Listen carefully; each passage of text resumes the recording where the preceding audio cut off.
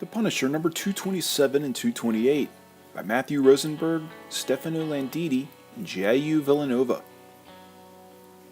Frank sits at a Mexican restaurant with Black Widow and Bucky Barnes, all the while repairing his armor and jawing it up. Together, the three of them team up to stop the rogue Hydra agents from breaking into the prison along with Baron Zemo. The Punisher walks inside the flames, all the while murdering random inmates, when Zemo opens the cells, allowing scores of supervillains to finally have a crack at one of their biggest enemies. Black Widow and the Winter Soldier back him up, but are slowly being overrun.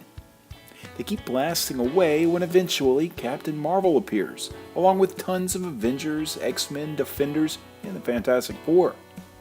They all fight back as Zemo uses the diversion to free the fake Steve Rogers, former Hydra overlord.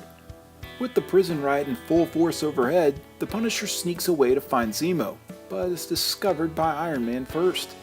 He's obviously pretty sore about the armor, but Frank decides to start a massive fire that Tony will have to deal with to save the others.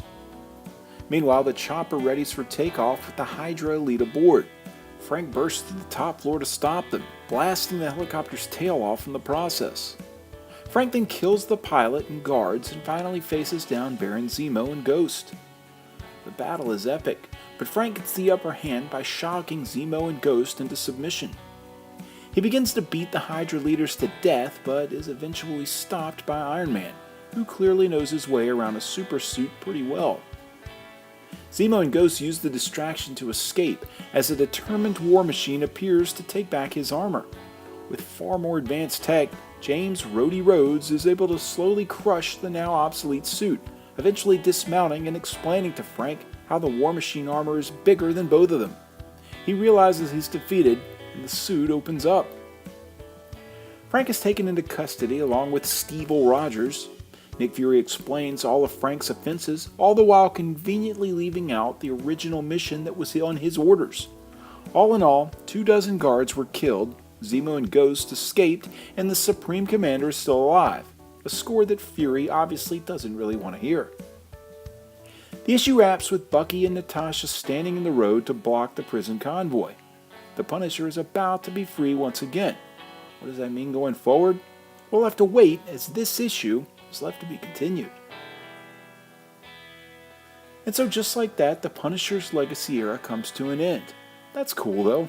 Look, I knew when Rhodes came back, Tony was never going to let a vigilante keep one of his suits, even though I think he wore it better than anyone else ever did. So we're back to the old Punisher, but with Matthew Rosenberg still at the helm, I think this book is still in better hands than it's ever been. I give these two issues a 9 out of 10.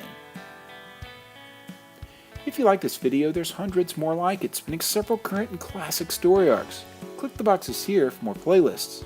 This video is also accompanied by my blog at nerdiestkidyouknow.com. You can also follow links to my Facebook or Twitter pages, as well as links to these very issues for sale on my eBay page by clicking below. For the Nerdiest Kid You Know, I'm Sam Torito. Thanks for watching.